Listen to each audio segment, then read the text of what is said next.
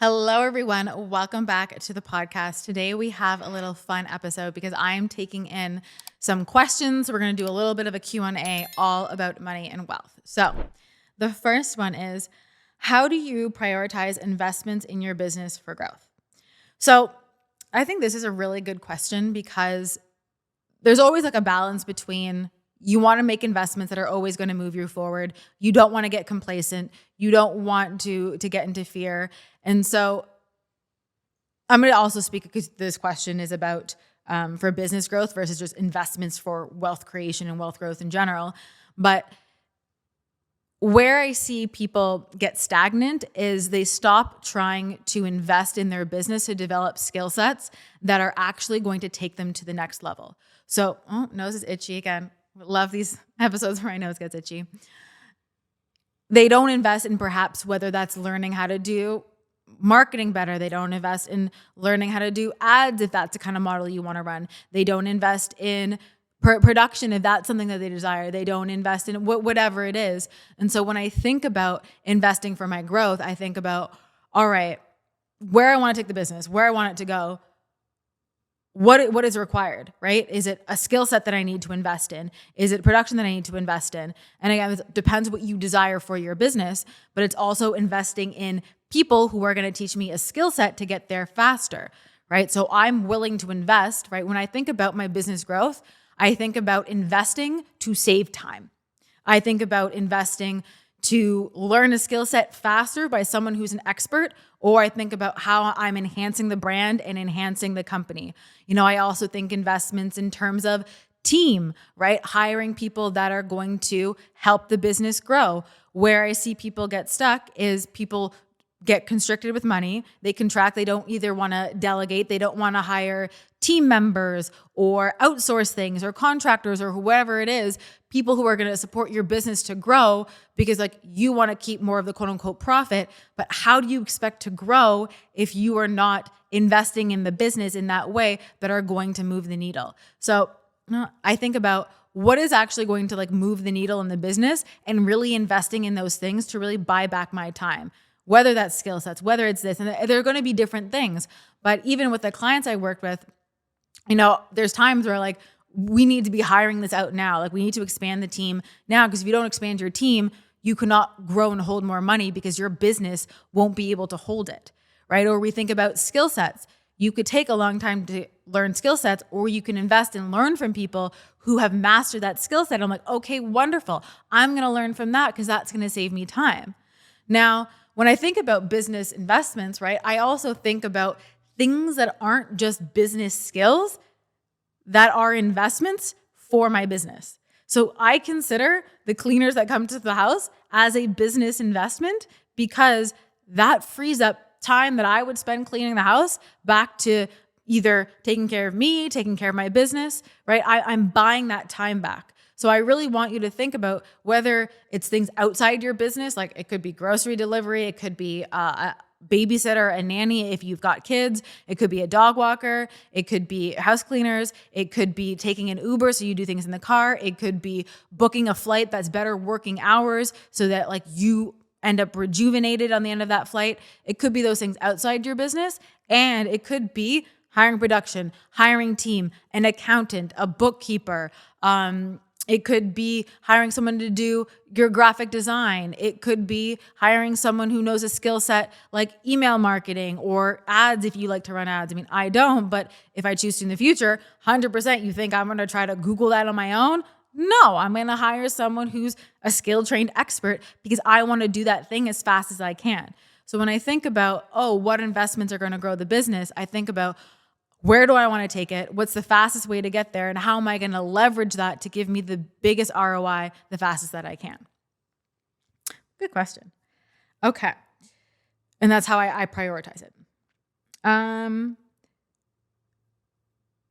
What is the relationship between, this is a good one, risk-taking and wealth creation in business? So this kind of is a good one because it builds off of our last question, kind of. That doesn't mean, right, that you have to go and spend $100,000 tomorrow. But you'll know when you're getting complacent. So I know like there's an edge that I play with of like, ooh, this stretches me, but I know that it's good for the business.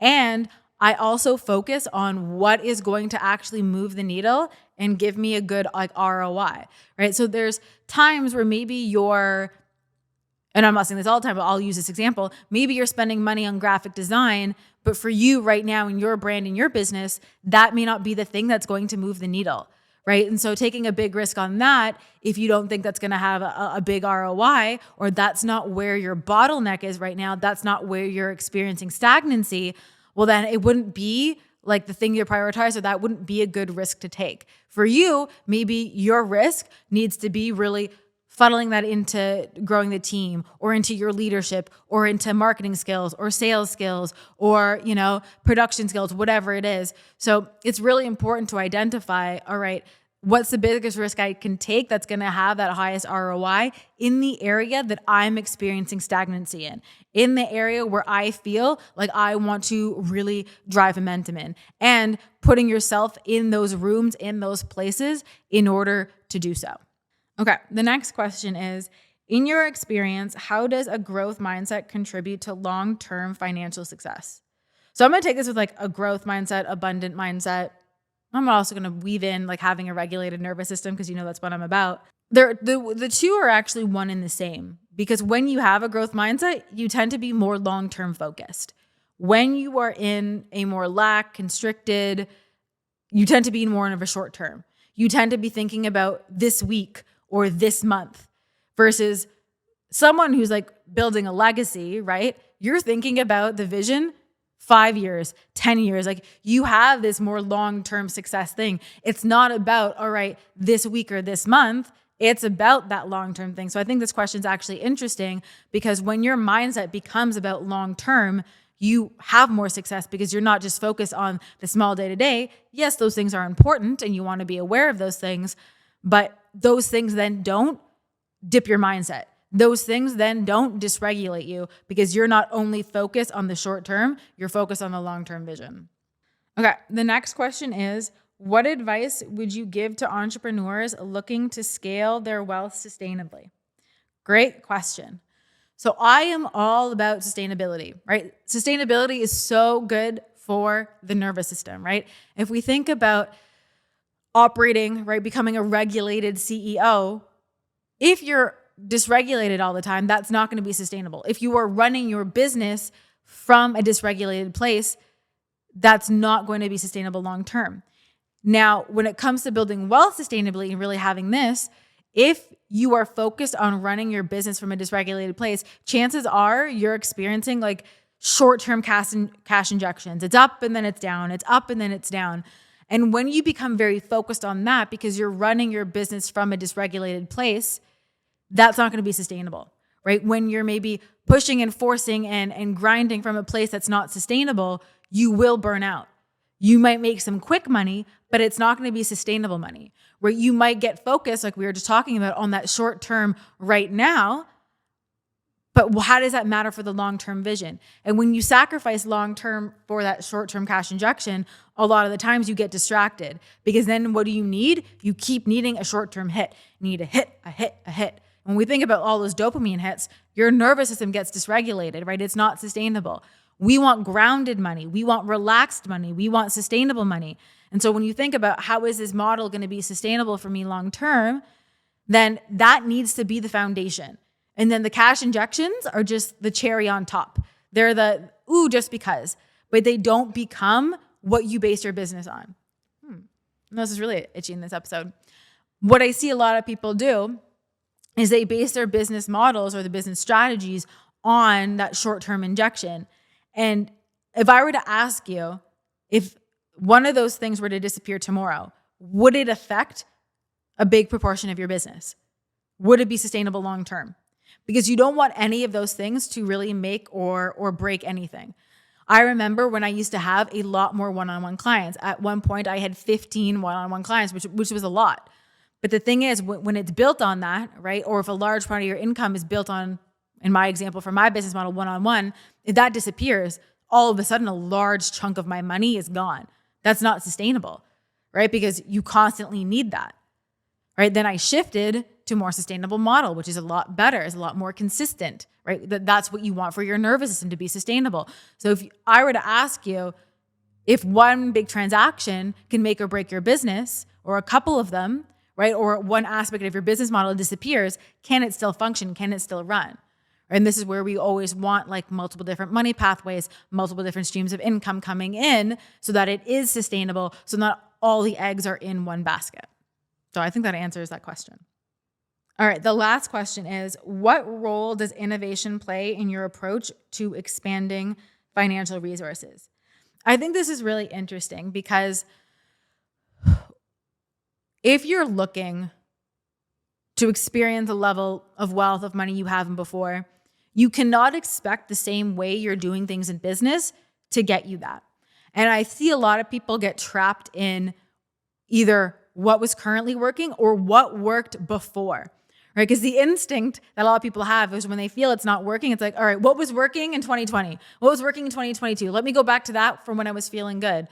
But you actually want to innovate. And so if you find yourself looking backwards, that's your immediate key, that like you're probably going back to the past, right? Versus innovating for the future. You actually have to be willing to do things differently in your business if you want to experience a different level, which looks like, quote unquote, taking risks. But then people get into fear like, well, if I innovate, what if my income dips? If I innovate, what if I lose people? If I innovate, what if clients don't come with me? If I innovate, then I'm going to, make less money, which is not true. It goes back to what we're actually talking about in the beginning of this episode. I actually love how these questions all came in. It requires maybe new skill sets, right? So it requires, if you're going to pivot, you're going to innovate, you might have to learn some new skill sets with that. That's perfect. But you can't expect one without the other. Where people want is like they expect more to come from doing the same. I'm like, that's not how it works. If we think about like Olympic athletes, they get better and better and better. They innovate in their craft. Or you think about artists, right? The people who innovate, they do things differently. We think about brands, and we think about the brands that are most successful. Like, let's take Uber. They innovated. That's an innovation, right? They do things differently.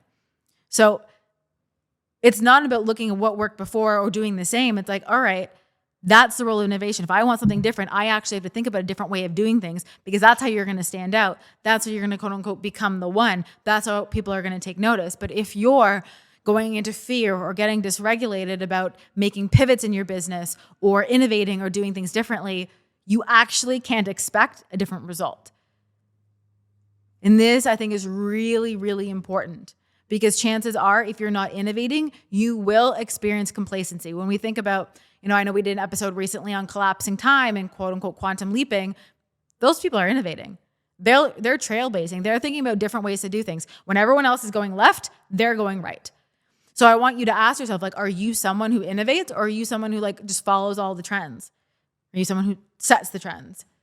Or are you someone who stands apart, who goes left when everyone else is going right? Because when you do that, you're going to crack yourself open to some new wealth, because you're not going to be blending in with everyone else in the marketplace. You're not going to be blending in with everyone else. So I think that answered the question. Let me look at the one again. Yeah. Obviously, that's going to expand your financial resources, because everyone's going to be like, ooh, that's fun. That's different. I haven't seen that before. I want that thing. And then when you do that, you have more wealth disposable. You can be more flexible. You can reinvest.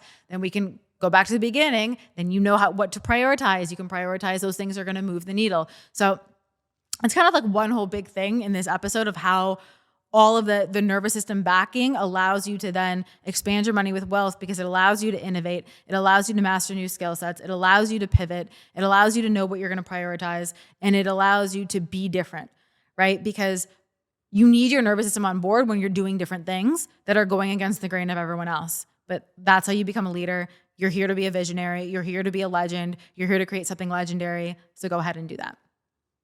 So thank you guys for tuning into this episode. I loved all these questions. We'll be doing more Q&As in the future. Be sure to let me know how this episode landed for you, and I will see you guys in the next one.